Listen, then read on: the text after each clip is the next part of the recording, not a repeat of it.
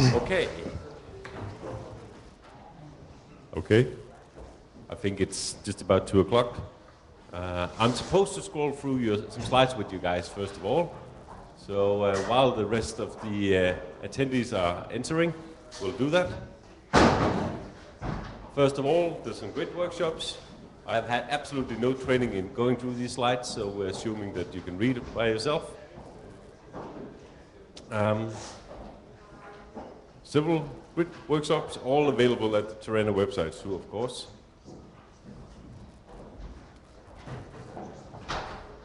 And nobody in this room is stupid enough to have a cell phone with sound on it by now. Please go and check the posters, which you're doing when you get coffee anyway. Okay, one piece of important information for this one. There's going to be a lot of buffs tonight. I'm sure most of you guys are going to attend these buffs. Dinner is going to be hard because we're in the middle of a university that's outside of everything and the canteen has been closed. Because of this, there will be a hot dog stand that arrives. You will be able to buy, and I have to underscore here, buy hot dogs as a means of postponing dinner, I would say. So it's not on part of the conference, but there will be a chance to buy hot dogs. A testo actually, but they're for sale. Please register for the evaluation. Please tell everybody, especially for this brilliant session, how you like the talks. And I'm told that once you evaluated 5 talks or 5 meetings, I guess it is, there will be a gift for you that you can receive. And that's it.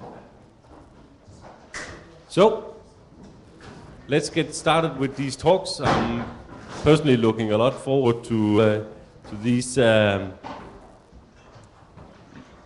fairly related talks, I'd say.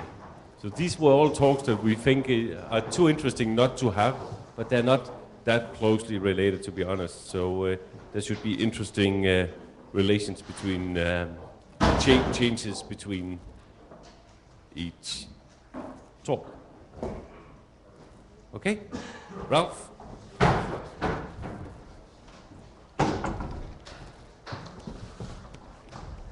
Hello everybody, I welcome you to my presentation, the DEISA project's 10 gigabit network infrastructure, a design management and operation overview. Unfortunately, it needs a little bit time until we get the hot dogs, so I would like to share your with this thoughts I have prepared. So what I'm dealing with is a short DEISA project overview, the network backbone design we have implemented, how we manage this 10 gigabit European project network, some operation experiences, throughput values we have gathered, then something more about network design and influence on applications, at least lessons learned, and a short summary. So starting with a project overview, DEISA is a consortium of leading national supercomputer centers in Europe. I've listed them here all. You may go through the list with the thoughts I don't want it to do here. Only to say it's 4 German institutions, 2 UK institutions, some from Spain, Italy, Finland, France, and the Netherlands.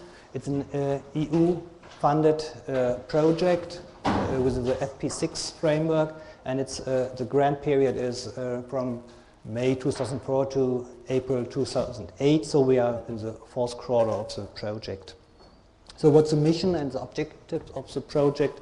We want to contribute to a significant enhancement of the capabilities and capacities of high-performance computing in Europe, and we do this by integrating leading national supercomputer infrastructures within Europe.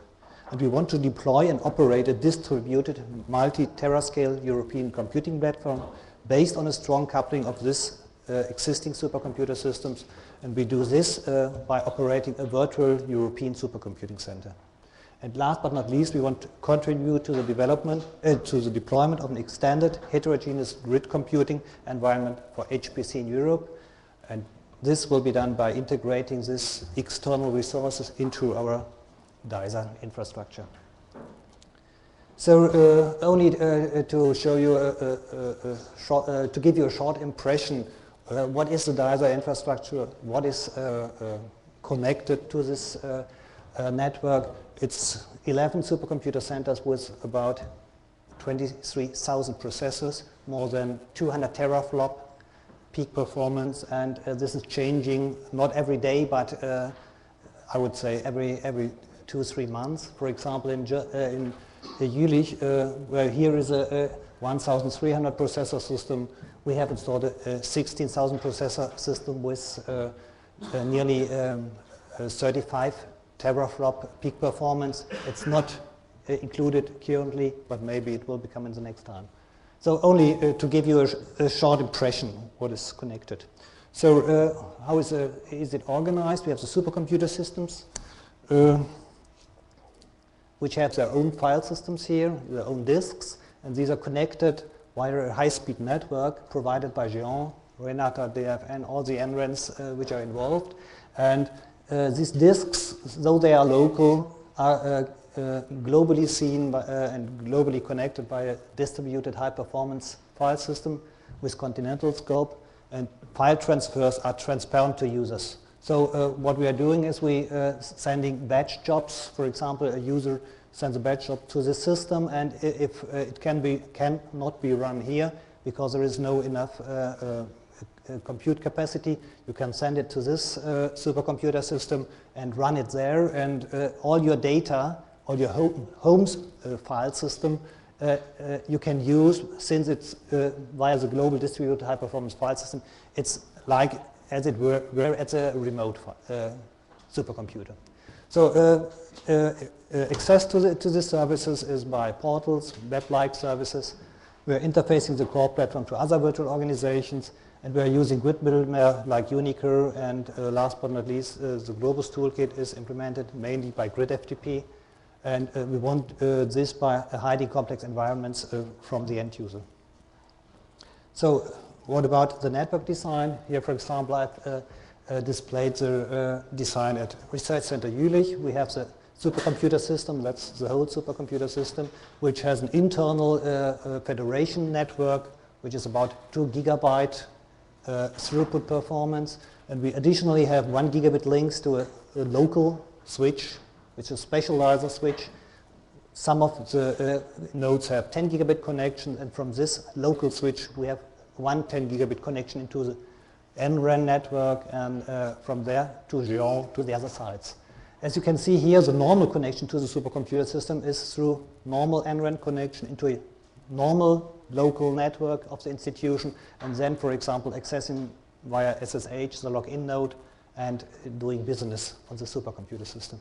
To see this in once back, I've pictured here, it's the same view, but more seen from the wide area point of view. Here's a central DEISA switch, which has wavelengths through the NREN to the local DEISA side and through Géant 2 to the other NRENs, and it's all wavelengths to the other DEISA sites here where the other supercomputers are located.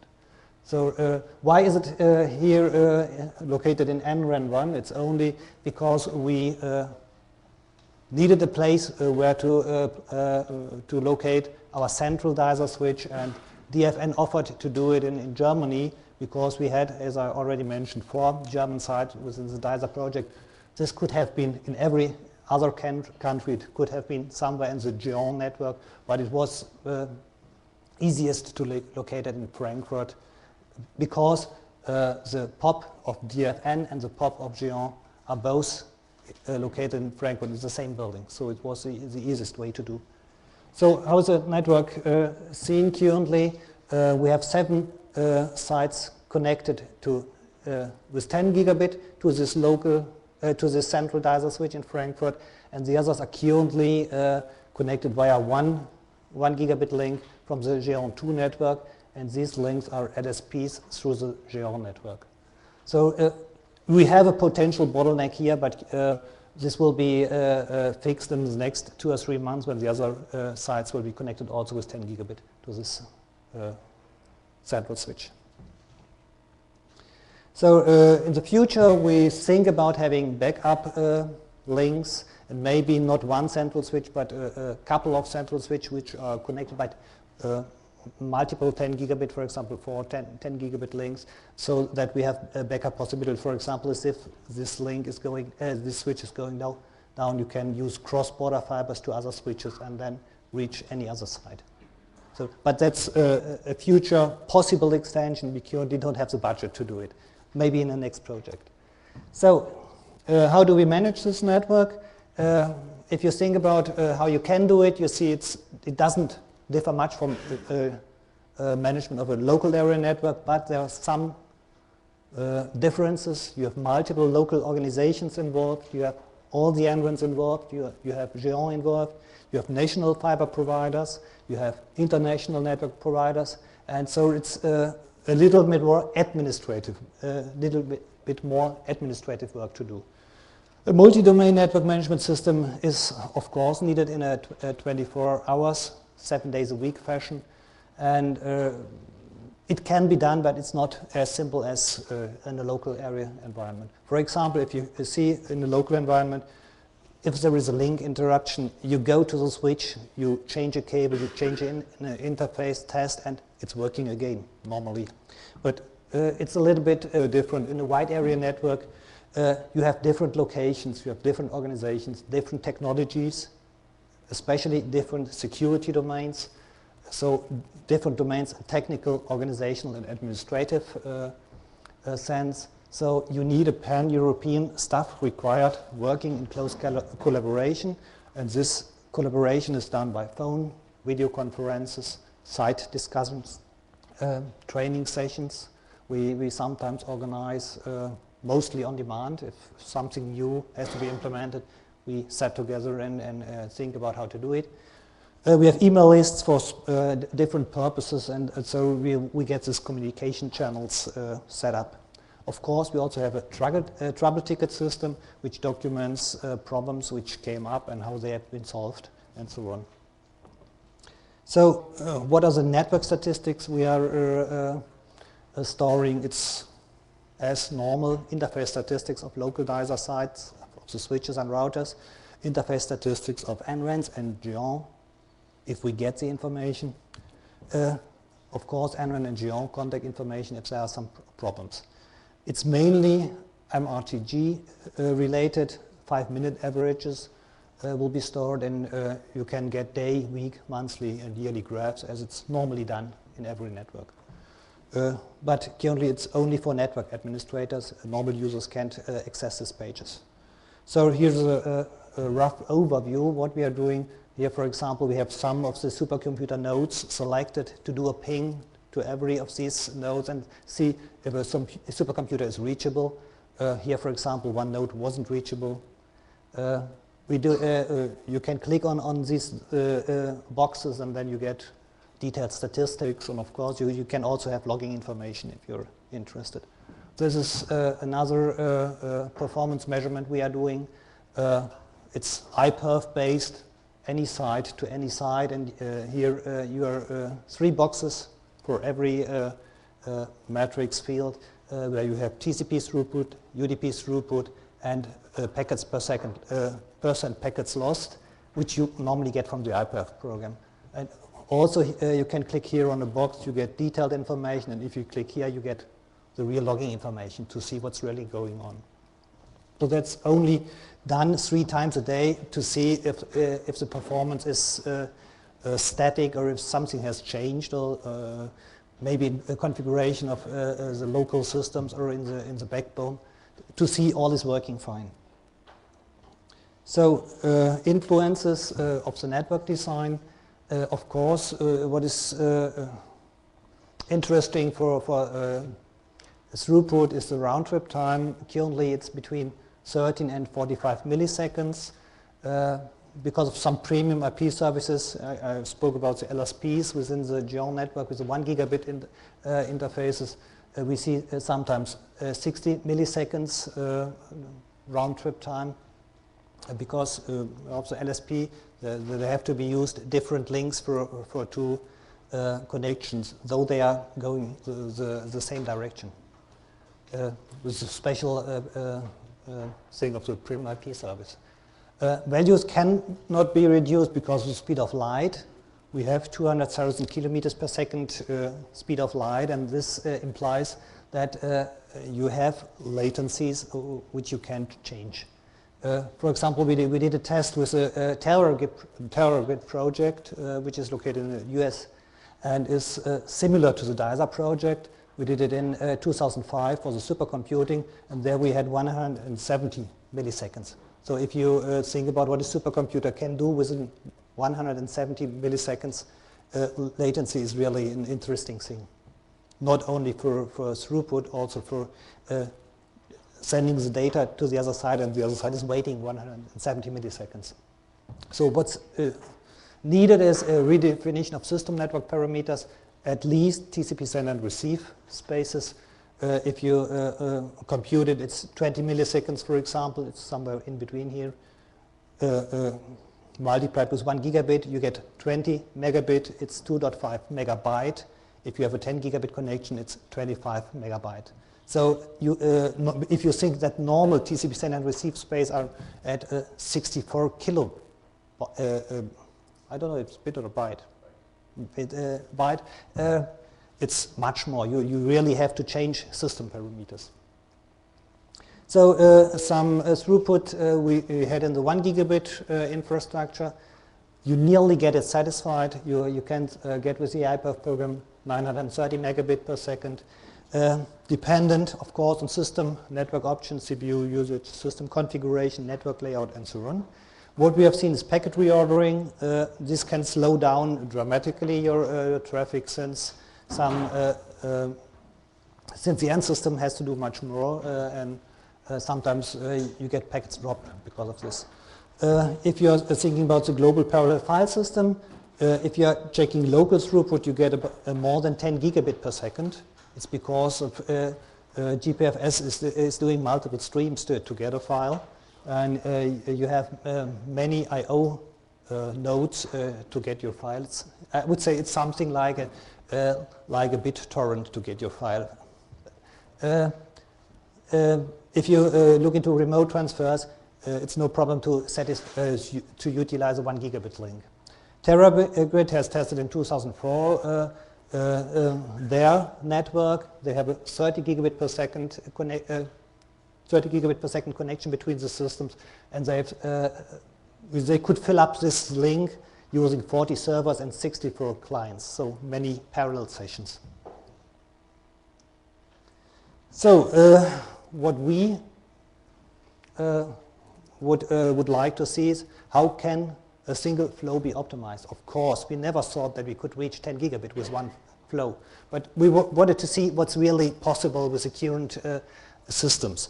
The problem is many network parameters can be set only system-wide and not interface-specific. If you think about the TCP send and receive space, some systems allow to configure it for one interface and another TCP send space for another interface, but some systems only have one value, and you have to set it for all interfaces. And then if you have local connections and remote connections, you could get into trouble, because local connections are often many, many million connections, and this could be a problem with your buffer space.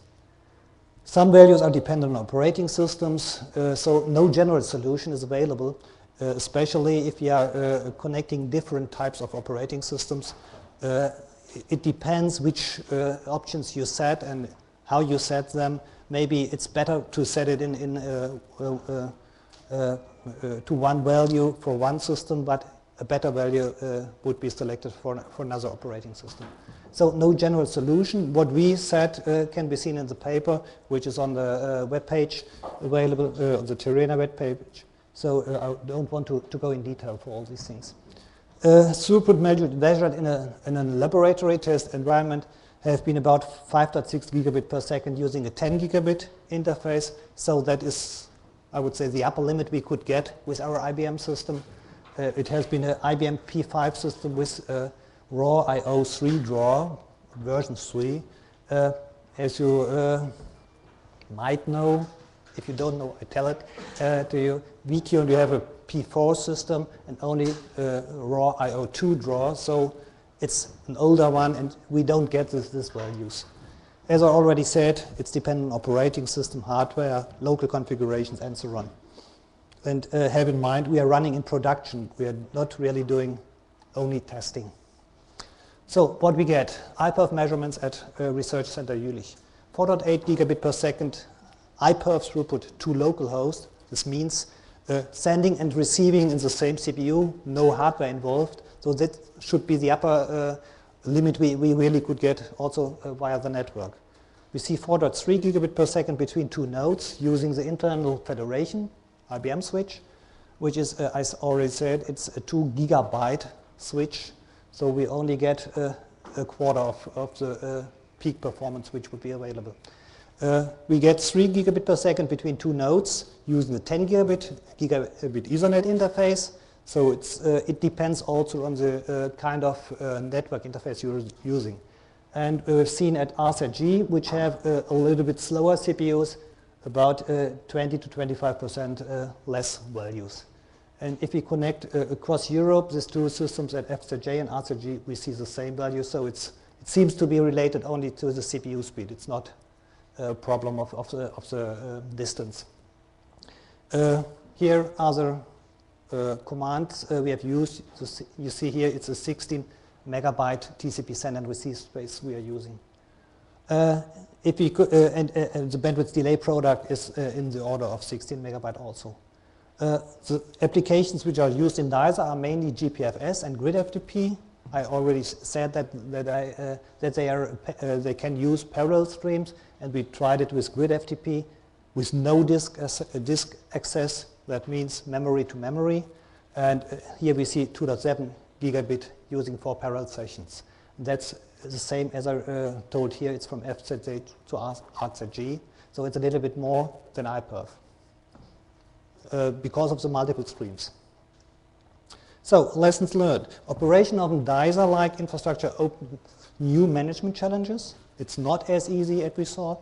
Staff members dealing with the problem are thousands of miles away. It is a problem. It's a communication problem. No shortcuts, no office next door, just asking what to do, how to configure it. Every small software hardware modification requires agreement on all sides, may lead to dependencies not directly obvious. Someone has a new operating system and new software, and all your network options you set have to be changed. Task scheduling, installations, maintenance, and network infrastructure changes have to be planned in advance and agreed on all sides. This can be a problem, especially if you have software dependencies. You say, let's update our GPFS system, GPFS software on all systems. It can't be done because one installation has a software which is dependent on GPFS, and it cannot run with a newer version, and you have to wait until this is solved. So there could be some really problems. So what you need is agreement on strict rules for processing. If any disagreements arise, that's often necessary. These sense are mainly found, among others, in security policy issues, scheduling of software installation and upgrades, as I already said. Budget issues, of course, if you say we need new interfaces, new routers, new switches. Not all installations can agree with this and say, why do we need it? We don't have a problem with this, and so on.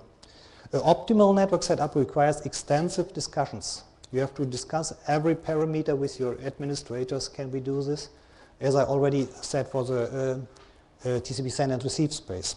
Simple network redesign leads to time-consuming discussions with every other side. Local priorities often contradict optimal solutions.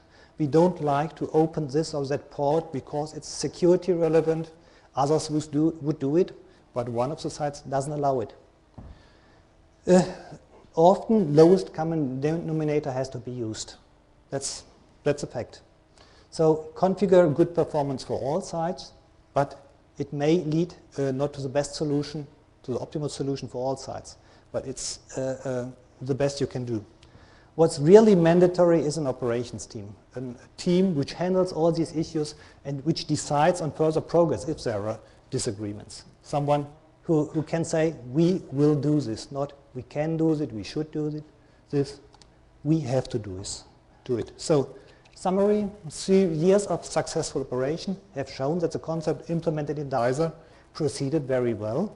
This does not preclude that organizational structures of DEISA may change over time. We currently loosely coupled cooperation. Maybe we have a new organization which deals with this virtual supercomputer. We will see.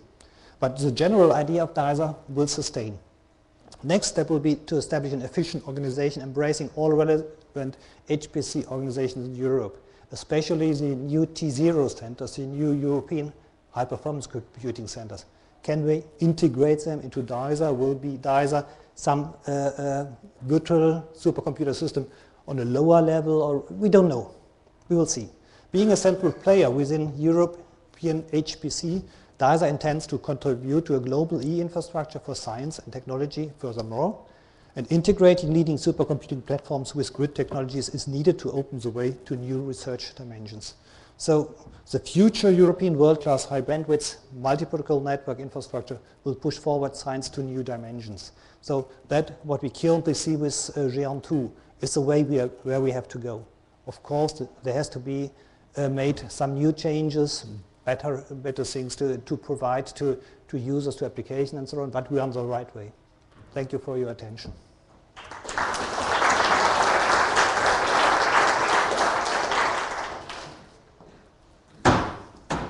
So, questions? Any questions? I have a few. Are there any firewalls involved anywhere? That was hard to see from your overview. It depends what a firewall is. We don't have real firewalls, but we have packet screens. We have routers, which we have where we have access lists configured. So currently, it's we allow within the DEISA network, though it's a dedicated network, we really look which protocols are allowed. Some installations really say it's only the GPRS, it's only the grid FTP. So grid FTP needs to open 5,000 ports, that's a problem. But some installations say, okay, we really don't have all ports, we only allow some of it. Others say, okay, if it's a DEISA partner, you can do all. Okay, and still me? Good. Do you have any kind of scheduling for the network capacity? So when you're sending out a job to a resource site, do you make sure that there's network capacity to get the data from where they are to where the computation will take place? Currently not. We have the 10 gigabit link and we think it's enough. It's a wonderful way to solve a problem. Okay, let's thanks to the speaker again then.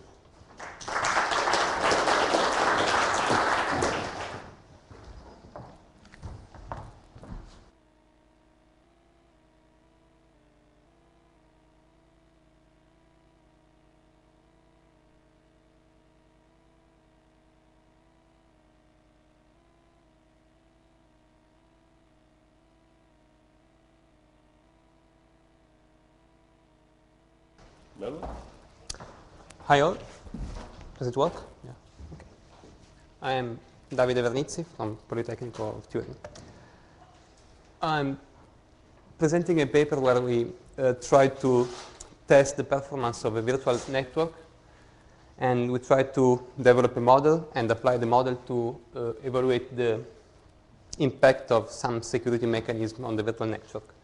I will introduce the motivation and what is virtualization, and then I will talk about our experiments, about the model, the application of the model, and the conclusions. Why do we need such models? First of all, for planning. Server consolidation is quite actual nowadays.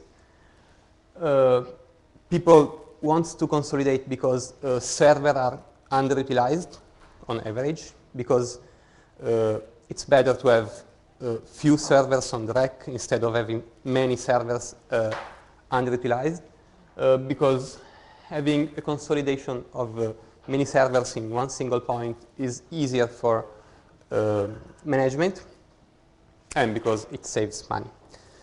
Here, I don't know if we can see, but this is a tool that HP provides to people that wants to consolidate. And it asks easy questions and it gives easy answers. This is because these models must be easy and simple enough to be used. It's useless to have a very complex model, and that's what we try to do. And we also need these models because if we want to compare what happens in the physical networks and what happens in virtual networks, we need to have some way to translate data that are collected. And once we are able to compare physical and virtual networks, we can think about emulating networks instead of simulating. If we want to know how two different networks will behave, we can simulate, or if we know how to translate the results that we can collect emulating that, we can emulate them. What is virtualization? Well, it's easy. We've got physical resources, and we want to divide these physical resources among multiple environments that runs in parallel and that are usually called virtual machines. There are many types of virtualization, but usually when we talk about virtualization, we refer to full virtualization. Full virtualization provides a complete emulation of the underlying hardware, or of a hardware that is compatible with the application that we want to virtualize. This means that we can execute the application, all the operating system, without modifying anything. This is nice, but it has a big overhead. The overheads can reach 30 to 40%. So recently, a new way of virtualization has been developed. It is called para-virtualization. And to para-virtualize, we need to modify the operating system of the virtual machine. And by modifying it, we achieve very good performance, close to native. We lose few percent of performance. When I talk about modifying the operating system, I'm talking about modifying only the kernel, only a small portion of the kernel, not the application. Otherwise, it would be useless because modifying all the application is too costly. But once we modify the kernel for some operating system, we can run any application that runs on that kernel.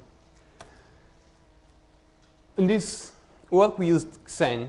We used Xen because it is free. Free means that it is released under GPL. Anyone can access the code, read the code, modify the code, and do whatever he wants. It was originally developed on x86 architecture, but now it is being ported for Itanium and PowerPC platforms. And it offers para-virtualization and full virtualization. So it offers the both of the type of virtualization that I described. If we want to to use full virtualization with Xen, we need to have hardware support. But Intel and AMD provides this hardware support in all their recent CPUs, so it's not a problem anymore. And when we use para-virtualization with Xen, we have very, very low overhead, 3 to 5% on average. So we can have very good performances. Believe me, I used Xen, I use para-virtualized virtual machine, and it is as using the native one. When we talk about virtual machine in Xen, we've got to call virtual machine domains. And we've got two different types of domains. We've got a special domain, which is called domain 0, and other domains, which are called guest domains. Domain 0 is a domain that has direct access to the hardware and has direct access to the hypervisor. Hypervisor is Xen. Direct access to the hardware means that domain 0 can access all the hardware, including the memory. So domain 0 can read and write the memory of other domains. And this is critical for security issues. And direct access to the hypervisor means that domain 0 can create other domains, can destroy other domains, can suspend and resume, and can do whatever it wants with other domains. This may be critical, but it's how it works. So. And the virtual network in Xen works like this. There is a front end.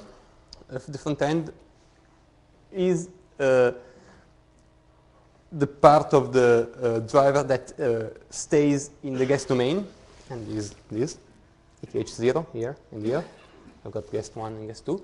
And there is a backend. The backend domain, the backend driver is the part that stays in domain 0, which is these and these.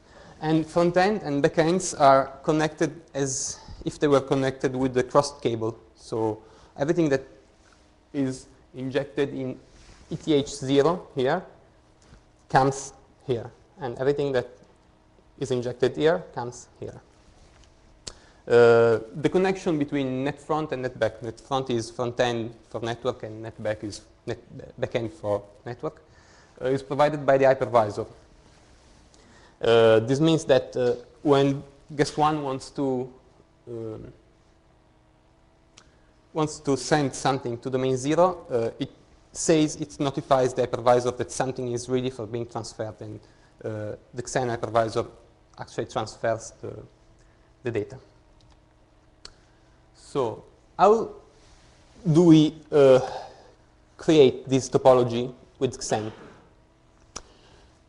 All the backends are in domain 0 at all. So everything happens in domain 0. We have all the backends here. And imagine that there are the front end in the guest domains that are sending and receiving data and exchanging data between the front end and the backends. And we can connect the backends to a bridge that works as if it was a level 2 switch. So when a packet arrives here, here, it is inspected by the bridge, and thanks. It is inspected by the bridge, and the bridge discover its destination and decide if it has to send to another guest domain or to the physical Ethernet. PETH0 is the physical Ethernet 0, which is the actual interface. And note that domain 0, even if it is a spatial domain, it is also a domain. So it has its front end and back end. So everything in domain 0 works as if it is a guest domain, but it also manages all the backend here. We can have as many bridges as we want. We can create many bridges, and we can connect some VIF to a bridge and some other VIF to other bridges, and we can do just if they were physical bridges and physical cables. And obviously we can have as many couple of front-end and back-ends as we want. We can have many virtual network devices in the domains. So what happens when we try to send a packet? The packet is created in guest 1. Say that guest 1 wants to talk with guest 2. The packet is created in guest 1, and as if it was connected to a real network. I told that the application is not aware that there is the paravirtualization. The packet is copied to a shared memory page between guest 1 and domain 0. And then the packet is copied to domain 0. Domain 0 inspects the packet, decides the destination, and forwards it to guest 2.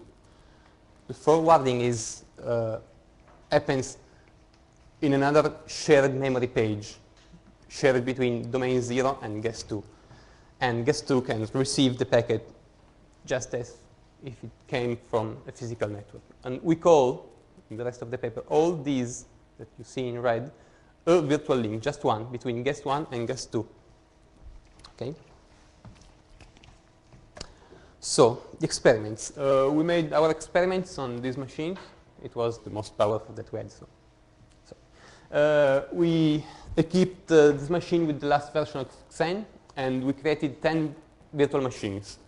We tried to keep this virtual machine as small as possible in order not to have overhead due to any system tasks or whatever. And to test the bandwidth, we used IPerf.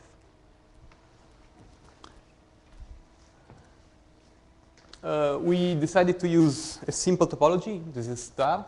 Every client and every server are connected through the same bridge. And we used this topology to create the virtual links. In order not to have too many virtual machines, virtual machine is not heavy, but anyway, you've got to instantiate memory for this virtual machine, and there's some management. We decided to reuse sometimes the same virtual machine. In this example, I show 7 links. So I've got 1, 2, 3, 4, 5, and then 6 and 7. Client guest 1 is used to create 2 connections, and server guest 2 received 2 connections. This was forced because we wanted to keep the number of virtual machines low. And the test we made this test under different conditions because we wanted to see how Xen behave on different conditions. So we used this symmetric multiprocessor, and we didn't use the symmetric multiprocessor, and we compared the results. And because of the results are quite surprisingly, we decided to statically schedule the domain over the 2 processors. And this is the result of the comparison between the non-symmetric multiprocessor and the symmetric multiprocessors. As you see, the difference is very, very tiny.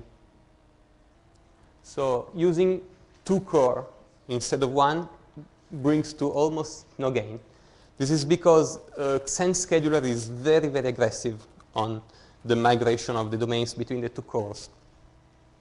But it is also very inefficient. So having 2 cores would be nice, but migrating the domains from one core to another costs a lot. So as it migrates a lot, we gain almost nothing. To prove this, we decided to schedule statically the domains over the processors. So here we have the 2 results that we had before. And here we have some results that we achieved scheduling domain 0 on one core and all the domains on the other core. We decided to split this way because a lot of the communication happens in DOM 0 when it receives packets and inspect and forward packets. So we were able to achieve better performance using this static and stupid scheduling. Obviously, we can do better than this, but this was just a test. The Xen scheduler works very bad because it is quite new. It's the 3rd scheduler that have been introduced in Xen, and it's the worst. For this kind of application, it's the worst. The other schedulers works much better, but they are not supported anymore. So this is what we have. And the model. Basing on the results that we had, we tried to discover a model that explain what happens in the network and allow to predict somehow how the network behavior will change.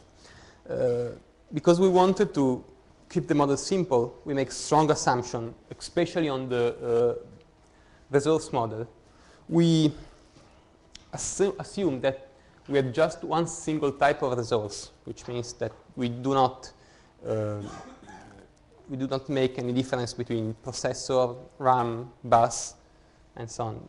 I know that this is not very realistic, but we wanted to have something simple, and that's what we did. And we assume that the resources are completely split in 2 sets of resources, system resources and network resources. The system results are the resources that are used by the system for all the other tasks that are not network, and the other are obviously network resources.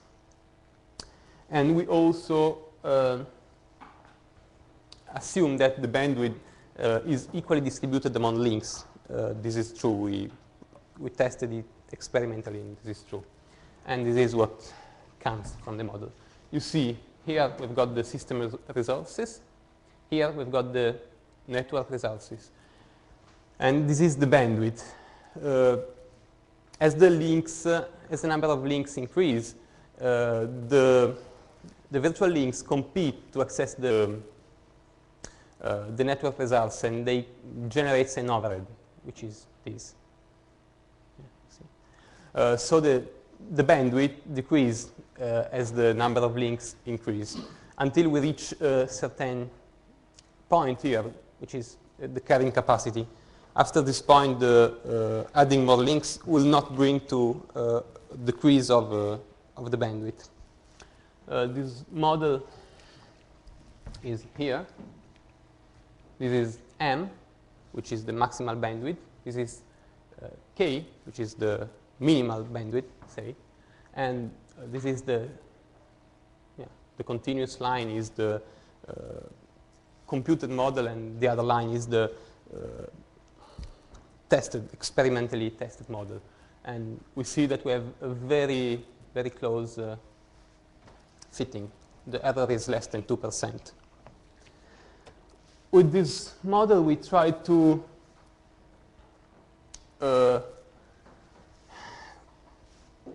use this model to evaluate how a security mechanism impacts on the network performance. When we add security, we see two things. We have more workload. Say that we are using cryptography, for example. So we are using IPsec, or we are using a TLS connection. We have got to encrypt the data, and we are using the computational resource to encrypt the data and decrypt the data. And we have got more networking. In the case of a firewall, here, if we add the firewall between A and C, we have one additional virtual link here. We decided to focus only on this second type of effect, only on the increase of the number of links. And we tested that adding a firewall in XEN doesn't bring to a lot of workload, so it is realistic, what I will say. If we add this kind of security mechanism, we increase the number of virtual links by a factor.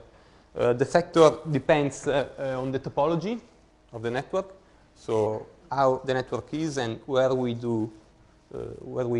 insert our our firewall, sorry, and depends also on the security mechanism. Depends on how many guests are connected to the firewall and so on.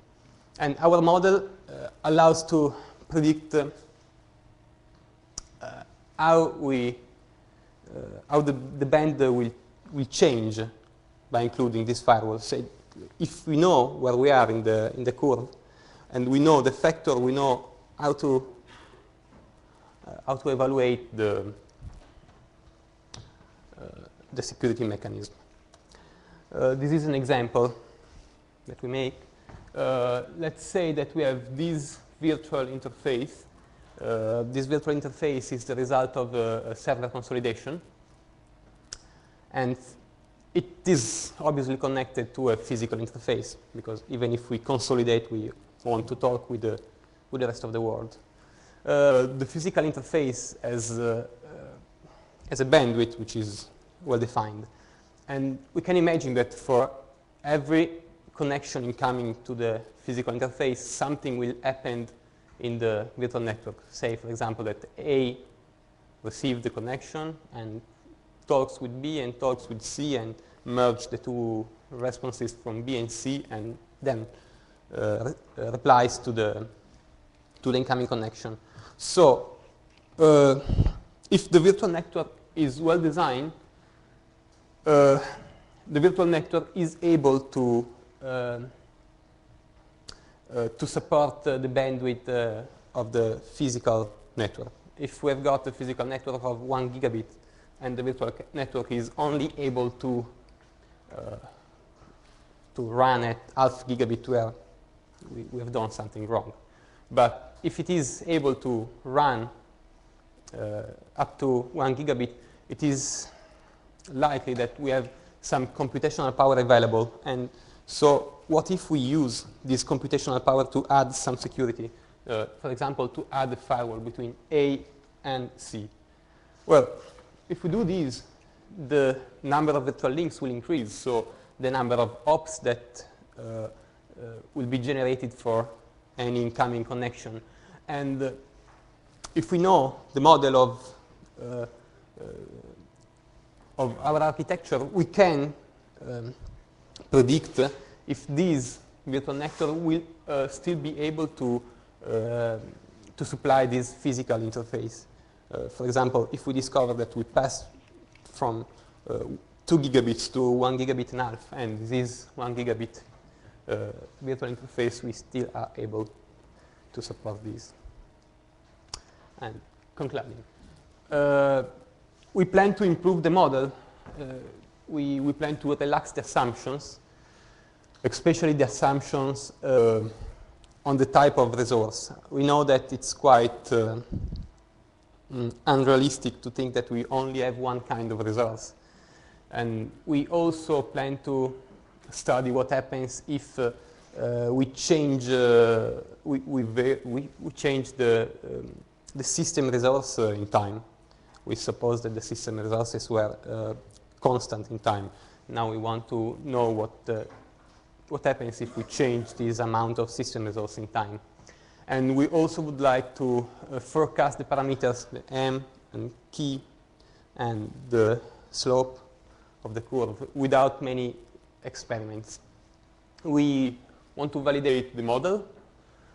We tested deeply on the test bed I showed before. We tested on other architecture, not that deep, but we would like to validate the model on other architectures and also with other security solutions, like adding some cryptography, if we are able to predict how what happens if the system resource changes, and for example adding some authentication and authorization or whatever. And we also think that it would be very nice to improve Xen, the internal architecture of Xen, because our study showed that Xen has some limitations, especially in the way that the data are transferred. So we can hypothesize domain to guest domain communication without passing to DOM 0. This is because in some cases we know that everything that any data that is transferred by domain must go to another domain, and we don't need to inspect the packet, so we don't need to pass through DOM 0. And we also can think to some optimization of Xen, the scheduler, first of all, because it really is not well done, and also the way that data are transferred. Now data are transferred between front end and back end using a technique which is called page flip. The page, the shared page in memory, is not copied, but only the pointer. The guest domain and the domain 0 pointer are changed, are swapped. The problem is that now what happened in Xen is that this page flip is very expensive because it makes a lot of calls to the hypervisor, so a lot of content switch. This is an optimization that could be clearly done. So concluding, we made this model. It is simple. It is simple because if it was too complex, it would have been difficult to use, and it is simple because it is just a preliminary work. And it explains how the virtual network works in Xen. What happens, we've been able to, it was possible for us to understand deeply what happened in Xen. It explained that the symmetric multiprocessor is not really exploited. And it allows to foresee how the performance of the virtual network changes. So we can plan, and we can evaluate the impact of a security solution like firewall. And we also showed some limitation of XEN, and we proposed some improvements for the future. So I've been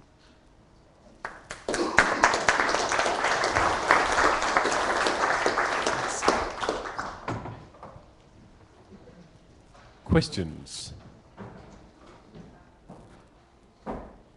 Lunch hit you hard? Well, I have a question. So you rarely consolidate on one single server. You consolidate a lot of servers into a smaller set of physical servers. And yes. SYN supports migration of virtual machines between physical machines. Yeah, XEN support live migration.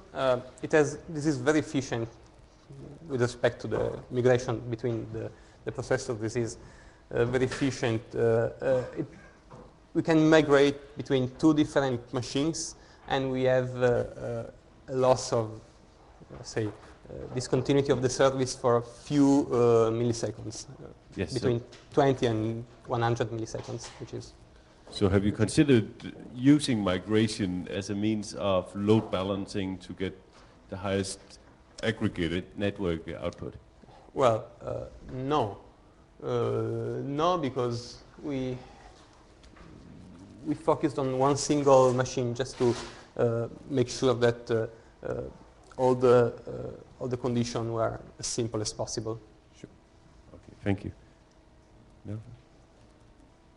Okay, thank you. Thanks.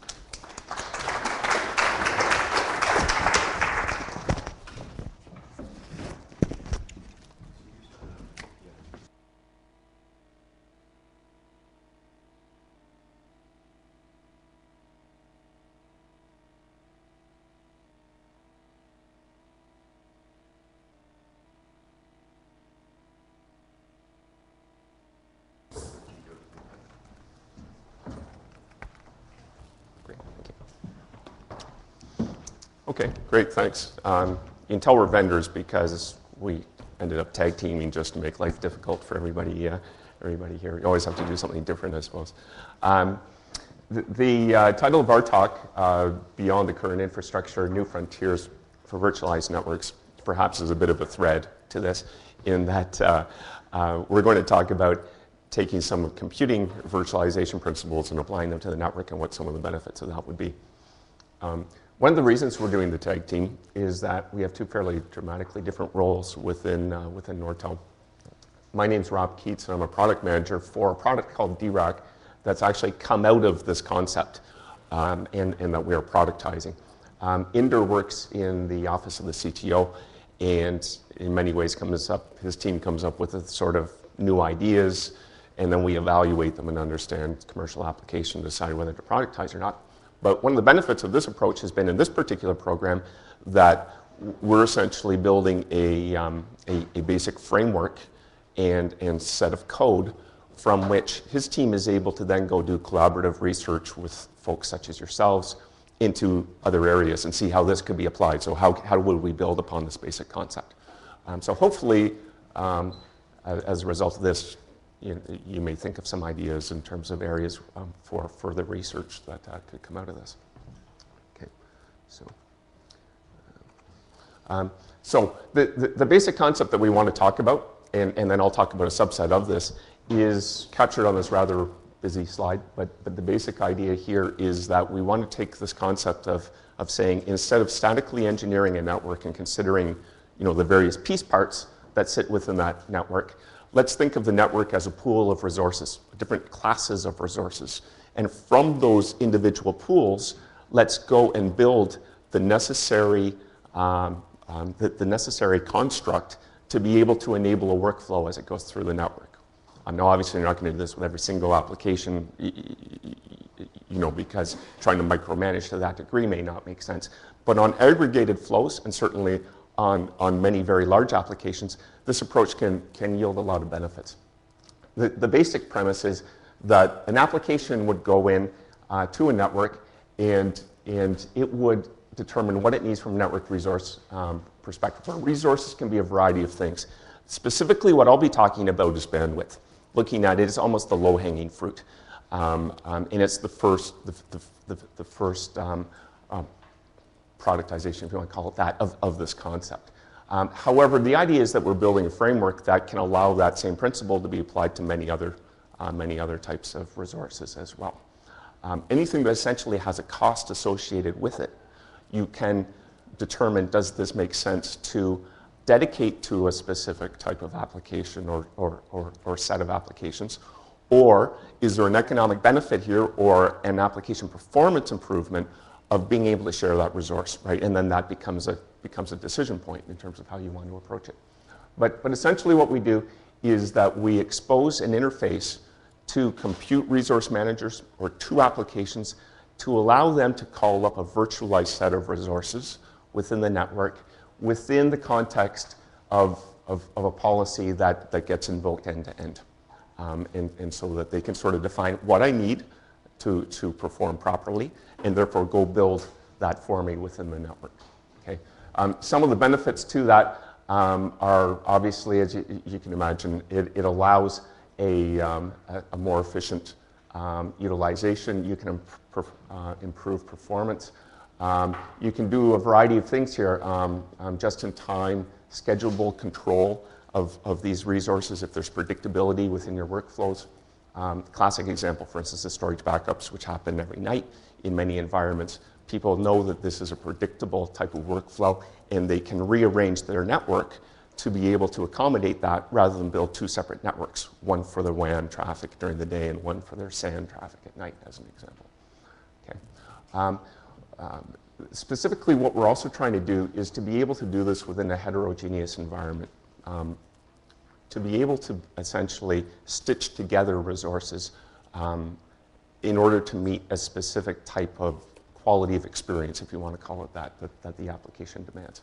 And in doing these things, to essentially be able to create a third leg to the stool within a compute workflow context, joining CPU and data as a set of resources from which you can extract to be able to optimize the experience. Okay, here's a slide that I've permanently borrowed from Case to Lab. I tend to use it a lot all over the place.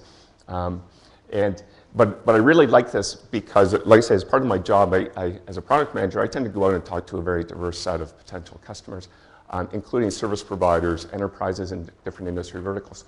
And one of the things I found interesting was that when I sort of blatantly stole a slide from Case and then took it around, I could go talk to different enterprises. I could talk to Ford, to Disney, to a wide variety of people, Goldman Sachs, like various verticals.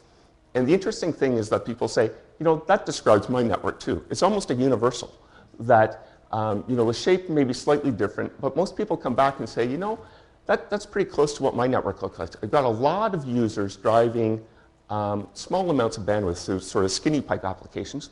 I've got some stuff in the middle, and then I've got a few applications or user types that really drive a huge amount of traffic in my network. Like I say, there are various applications in different industry verticals which seem to drive this. Now, the interesting thing, of course, about that is that the challenge, of course, that you folks have is how do you build a network that accommodates those sorts of requirements? And essentially, there's one more challenge to this, which is what we find is that many of the applications driving this huge spike in traffic within a network are actually relatively short in duration. It's not like these are on 7x24. The solution in many cases, because it's the only solution available, is to build some 7x24 resources here. However, the actual application itself really isn't on that often necessarily. And so ideally, if you could call it up only as required, that would be a much better solution. But these do require lots of bandwidth, typically with low latency and packet loss sensitivities. And so there's really not an ideal solution there. Okay? So, however, having said that, in terms of the approach that we can take, we're certainly advocating a hybrid one. One in which we think about the stuff on the left as being that, like the skinny pipe stuff as being the mice. And clearly you want to be able to route there. However, for the stuff at the right-hand side of that, towards the right-hand side of that diagram that I just showed, more of the elephants, we want to be able to think of a way of saying, okay, let's be able to turn this stuff on an as-needed basis using a variety of potential technologies, depending upon what's appropriate. I've actually broken this down and considering if you have individual elephants, almost, ones which may drive moderate amounts of bandwidth.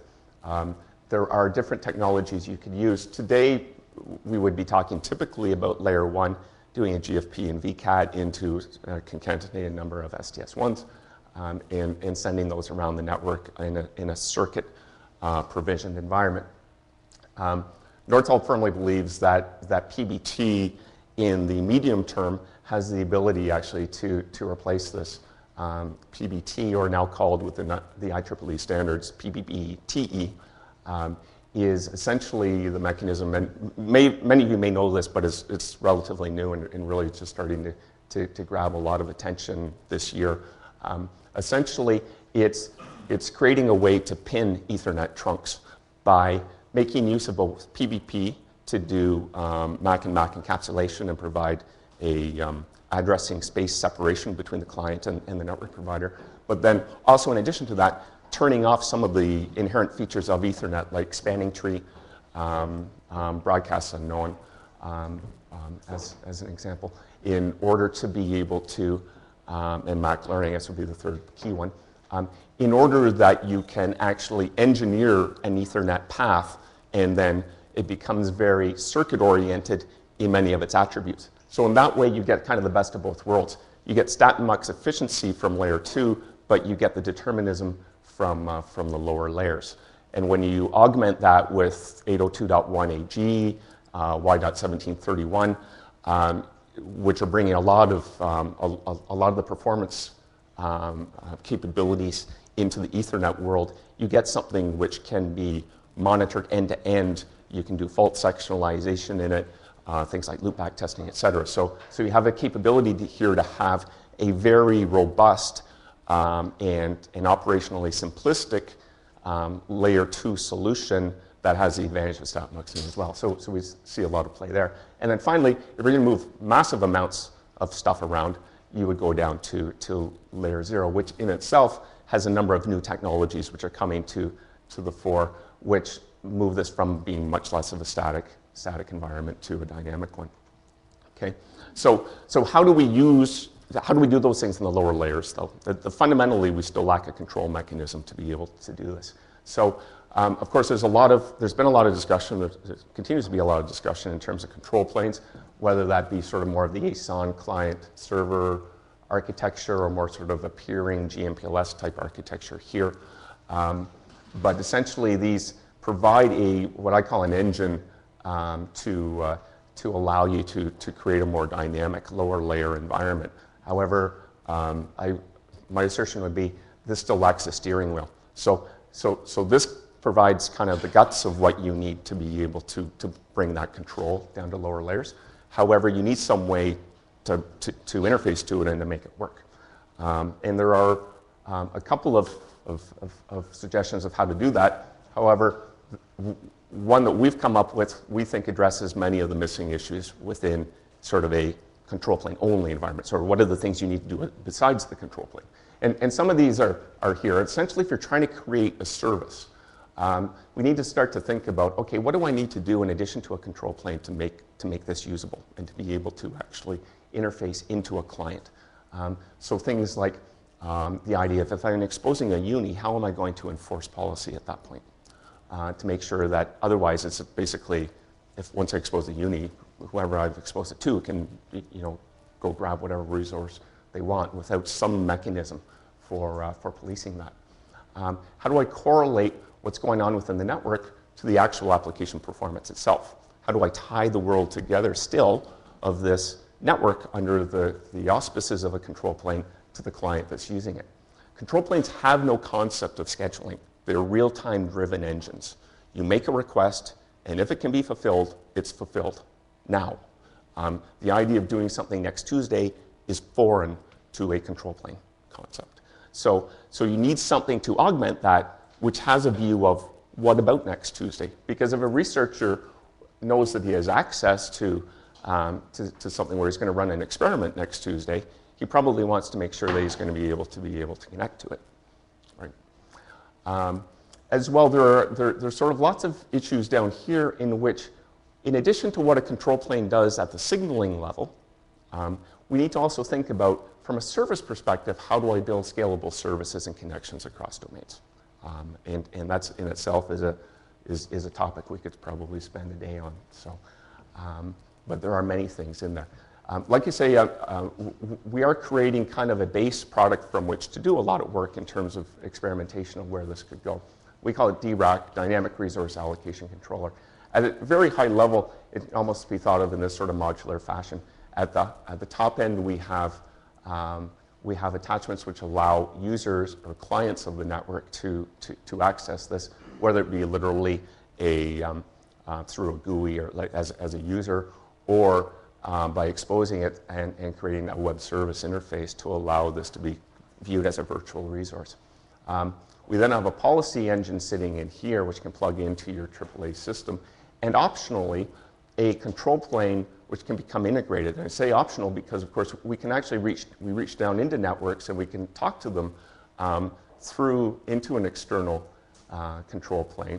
However, the reality is that 99% of network elements out there today at the lower layers of the network don't have a control plane.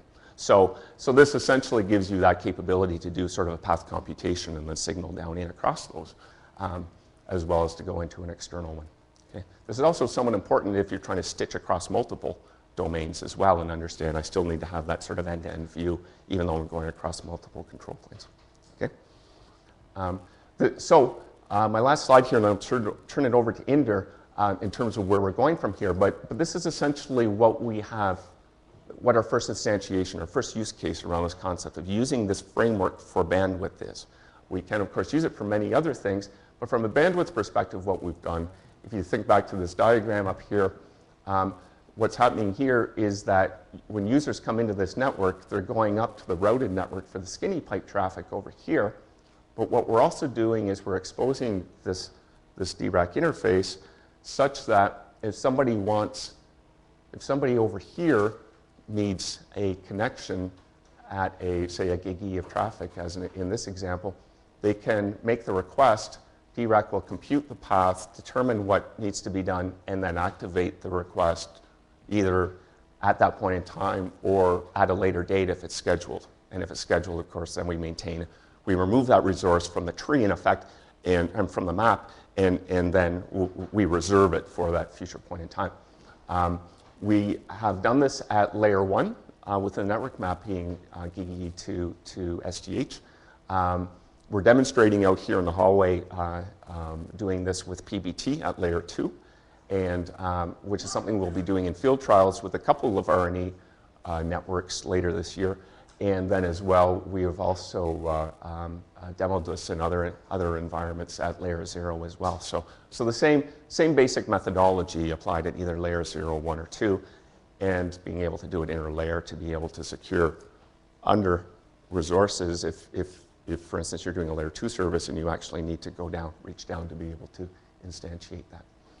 So that's sort of the basic thing of where we're at today from a status perspective, and Inder will talk about how you can extend this framework beyond this kind of bandwidth-centric model. Thank you, Robert. Hello. So tag team is fun. So actually I will take you guys through some other ways. So let's look at the new 2.0 world, which I'm sure all of you are familiar with, the Web 2.0 world with all the technologies, Enterprise 2.0 world where everybody's talking about how applications are going to be hosted, and the Web 2.0 technologies, so we don't exchange Word documents anymore, we just talk on wikis, and many of you are living that, the Office 2.0 where everything is hosted at, at some other data center. Actually, there is something new, the Where 2.0 and the VoIP 2.0, there is advertising 2.0, and I'm sure all of you are living that world. By the way, I used this Web 2.0 logo creator to create these logos. They are not any official logos out there. But once you start looking at what kind of infrastructure is needed to connect multiple, like millions of people who are accessing these services which are on the internet, and how these services are being provided when they call about mashups, you can take a service from one being offered by one website and mash it up with another and to create a third service where, again, millions of users are using it. What kind of infrastructure do you need? The other thing we looked at was, what if you could, since we are infrastructure people, have the virtualization which is happening in each of the infrastructure pieces and mash it up, and what could you do with that? So the basic thing was, let's take instruments which are being represented as a service, computers which are being represented as a service, networks and storage, and mash it up and see what you see. So what we think is that's the infrastructure of tomorrow, which is we call infrastructure 2.0. You could call it actually grid computing as well, because even though grid computing has been targeted towards the more technical high performance computing, I think it applies to supporting these kind of new applications as well. And this infrastructure 2.0 is what is needed to enable this new 2.0 world. So I will share with you one experiment which we did in Supercomputing 2006 in bringing these together and a use case of that, so that we can see how there are many other interesting worlds like mashups. I mean, this is one way of doing things. There can be hundreds of other ways of bringing these things together for different applications as well. So what we call it is the sensor CPU data and network virtualization and control. It is a distributed data center scenario where there is a data center with racks of equipment, sensors, which are being virtualized and exposed as a web service through a prototype we did, which is a sensor services platform, which can take different kinds of sensors and give out web service alerts based on user policies and can interface with multiple applications. DRAC, which you all heard about, and using the Zen virtual machines, which you heard in the previous talk. So what the scenario that there is an alert, whether it be an alert because one rack is heating up, or there is something in the data center, and we can literally schedule the paths, schedule the infrastructure, and move virtual machines from one data center to another data center. So not within the same machine, not within the same data center, but across the WAN. And we did this from Tampa to Amsterdam, and Amsterdam to Korea and back, while the user was still using the application. So I can share you some data on what kind of downtime they saw on that. So this is one experiment. If you look at it from a software perspective, what was it mashing up? It was mashing up sensor services with VM migration services. So we took the virtual machine, the Zen virtual machine, and its migration commands, and represented that as a service in a Globus-like infrastructure. Lifecycle services, so we can destroy and create new virtual machines. DRAC, which was a network resource management service, which was or could be talking to other network resource management services. So since you're going from multiple domains, it could be talking to a network service like UCLP, it could be talking to Dragon, or any other kind of network service out there. So again, we showed before, I think there is a paper, I should have mentioned the paper here, which is published. We did live migration of VMs over thousands of miles, and what you see is only a tiny glitch, around 1 second.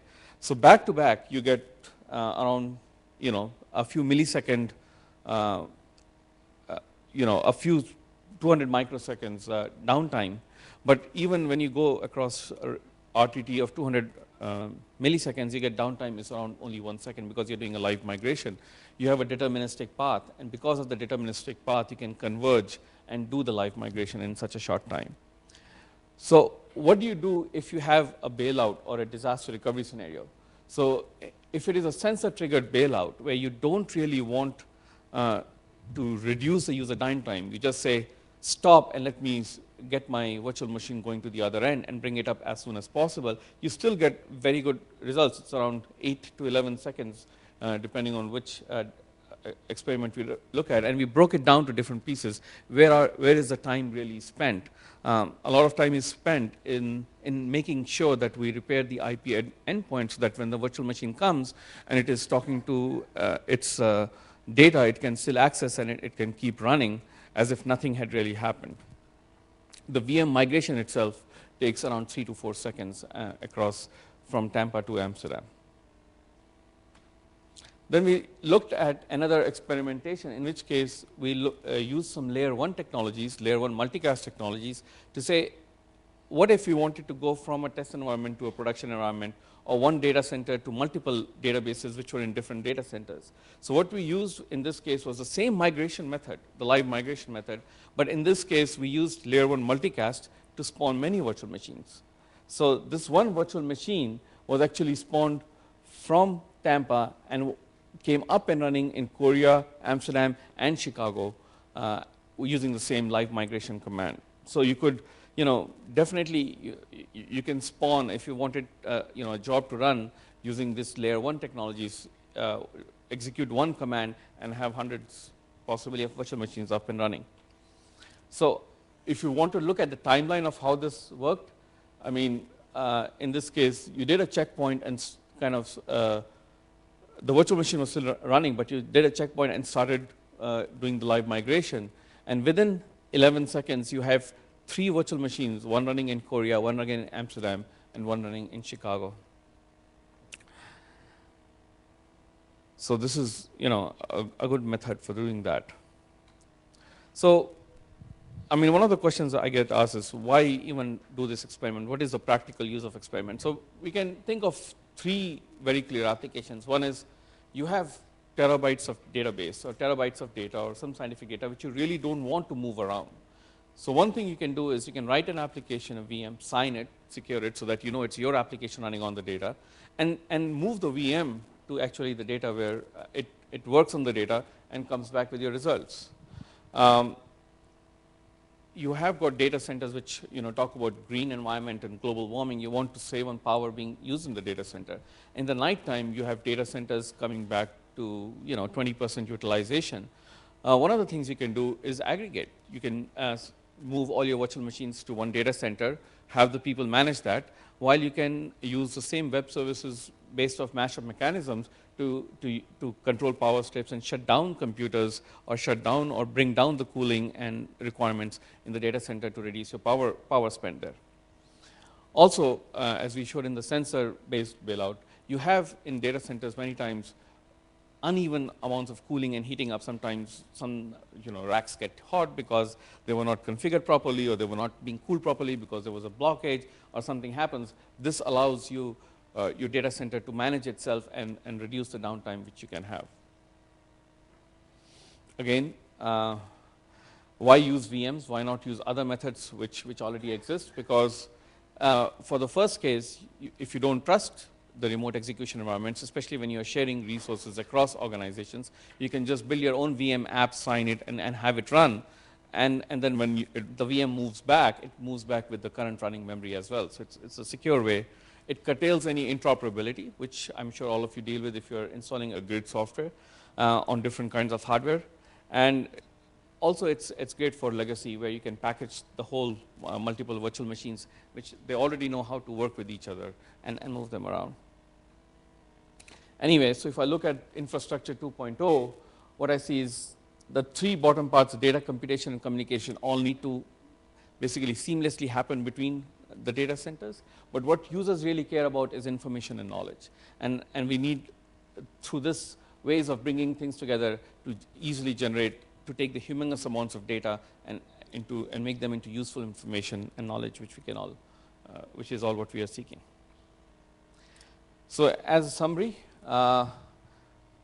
we demonstrated that you can do automated resource orchestration with computation on a planet scale, and the live migration actually is very, very tolerable downtime. You can, and the key to that is dynamic deterministic paths, which were set up by the network resource manager, and whether they be layer 2 deterministic paths or layer 1 deterministic paths. You can use some of the infrastructure and multicast mechanisms to securely spawn multiple such virtual machines. And also, this mashup, which shows the multi-resource in action, can be used for different applications. As one of all of these get exposed as a service, you can create your own workflows and own applications which are very flexible and run them. So please do come and visit this demonstration, which we have in the hallway on just to the right of the room, and we'll be happy to walk you, and you can see it for you firsthand how this is working locally in the booth right here. Questions?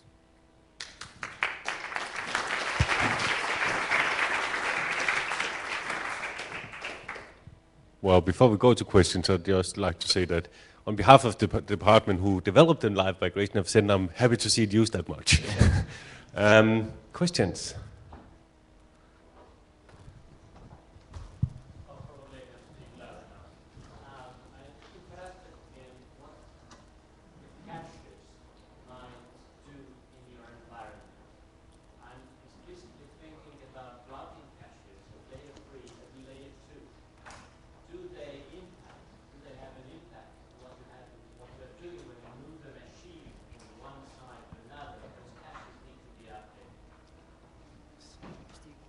Cache in the sense at the server? Well, everything is inside one virtual machine. You don't have caches. Right. Probably you have a cache in the local switch. If you have some communication with the external world, you start building caches. And these are much longer installation times. So I was wondering what happens. So in this case, what we used some kind of VPN tunnel so that even though the physical IP address changed, your internal IP addresses, at least from the virtual machine talking to the users, did not really change. So it was reconfiguring tunnels dynamically to make sure that you did not have that thing. Now, it does take some time, and if you looked at some of the sensor bailout, it takes 5 seconds for that IP communication to start for certain reasons. But we haven't looked deeply in terms of flushing caches and repopulating them. But an out flush is part of the migration call. Anything else?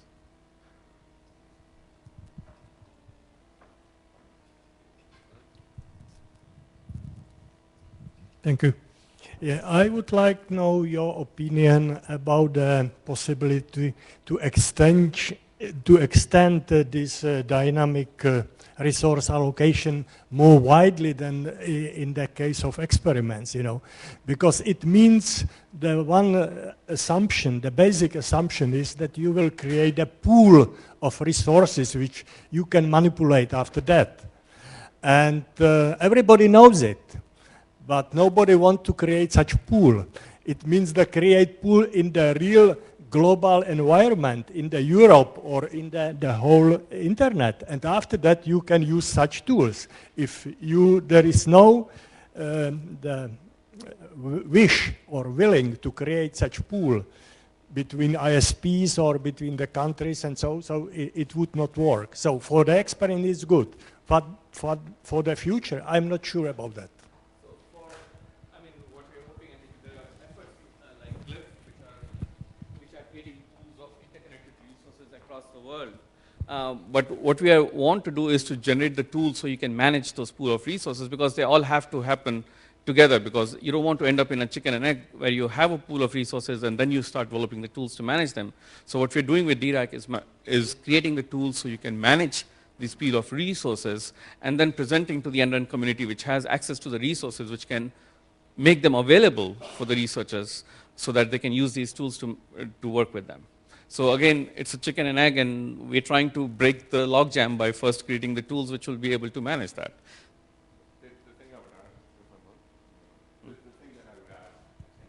To that is looking at SurfNet's network as the example of, and there are others in this room who are using similar concepts as well, I realize.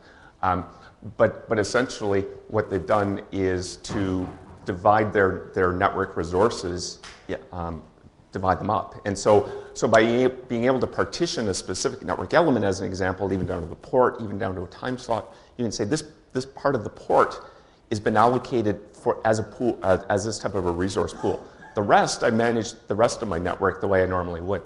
Now, by doing so, you're therefore able to grow a business because you can start to allocate more resources over time if you see growth in that service. But you can create a service, start small, and be able to grow it. And doing so within a single company, of course, allows you to do that. Then, as Inder said, there are various initiatives and discussions underway, some of the work done in Phosphorus, some of the discussions in Glyph, to say, okay, now how do we open this up going beyond a single operator to multiple operators? That introduces all kinds of questions around what's the commercial offer around that, you know, how would you bill, how do you authorize users starting on one network going to another? So there are lots of questions there, but I think they're all solvable. But by starting small, you can, I think there's a means to grow it. While you got your mic on, Rob, I was interested in the how long time does a drag call to level 0 take? So for scheduling of network resources, we would want a dynamic change to be rather quick. Yes. It depends upon the specific type of resource. The layers are different. For instance, wavelengths are actually relatively slow to turn up, simply because you have to do wavelength balancing. But for instance, at layer 1, we're talking single seconds, like probably in the range, depending upon the number of nodes that you're going across, of anywhere from 1 to 10 seconds, essentially. So it's relatively instantaneous.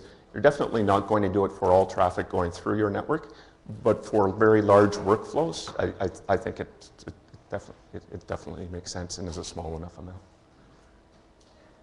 Okay, let's thank all the speakers again, and then there's coffee.